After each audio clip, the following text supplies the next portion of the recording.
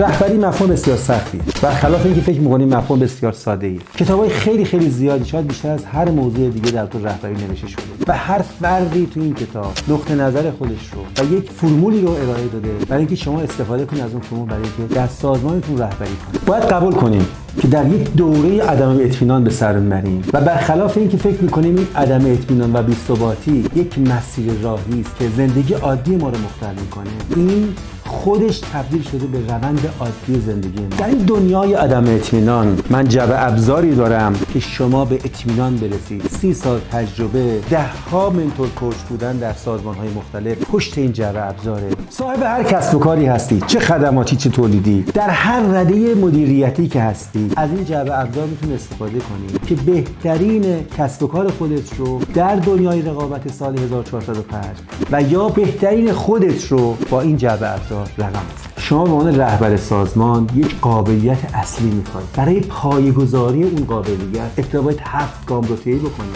و بعد وارد مباحث بعدی برای بهبود جعبه ابزار خودتون برای رهبری سازمانتون در سال 1405. پس با من باشید تا این 7 گام رو گام به گام با هم پیش بریم.